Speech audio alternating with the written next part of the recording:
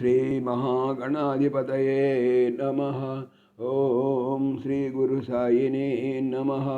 ఓం భగవాన్ శ్రీ సత్యసాయి బాబాయ నమః.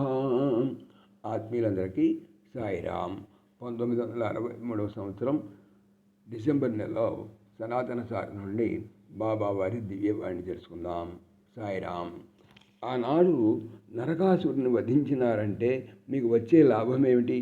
మీరెందుకు దాని పండుగను ఆచరించాలి అంటే సత్యభామ అనేటువంటి జీవి కృష్ణుడే పరమాత్ముడు.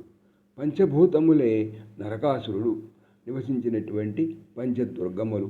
పరమాత్ముడు జీవుని ద్వారా నరుని యొక్క మనసులో చేరుకొని పాడు చేసేటువంటి దుర్గుణాలను కొట్టినటువంటి దినము నిజమైనటువంటి పండుగ. తామస గుణాలన్నీ కూడా నశింపజేయాలి. కోపము, తాపము, ద్వేషము, అసూయ ఇవన్నిటినీ పటాపంచలముగా కాల్చివేయాలి. సత్ప్రవర్తన, సదాలోచన, సర్వేశ చింతలలో సాధన చేయాలి.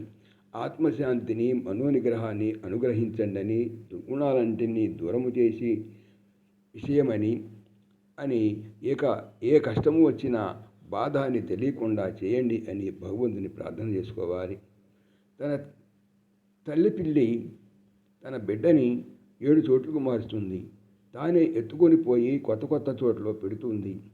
అట్లా 7 చోట్లకు మార్చకపోతే ఆ బిడ్డ కన్ను తెరచదట. అయితే అంత లోపలైనా తేదీ కన్ను తెరుచుకుంటుంది. మనిషి మాత్రం అట్లా కాదు. 1,00,000 ఇళ్ళు మార్చిన పునరపి జనని జర్రేశయనం అని ఎన్ని గర్భవాసములు చేసినా మనిషి కన్ను తెరవడు. భగవంతుని పైన నిర్మలమైన శుద్ధమైన దృష్టి రాదు. చీకటిలోనే పడుతూ ఉంటాడు. తమసోమ జ్యోతిర్గమయ అని ప్రార్థించడు. గజేంద్రుడంటే మదం, వ్యామోహం, అజ్ఞానం నిండి ఉన్నటువంటి జీవుడు సంసారం అనేటువంటి పొలంలో దిగుతాడు. అప్పుడు అహంకారం అనేటువంటి మొసలి ఆ జీవి యొక్క కాలు పట్టుకొని లాగుతుంటుంది. ఆ కొలం నుంచి బయటకు వస్తే మొసలికి బలము ఏమీ ఉండదు.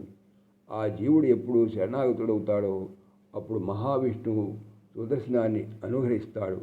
అంటే సుదర్శనం అన్నమాట. మంచి దృష్టిని ప్రసాదిస్తాడు. ఆ దర్శనము వల్ల అహంకారము నాశనమవుతుంది. ఓం శ్రీ సాయిరామ్.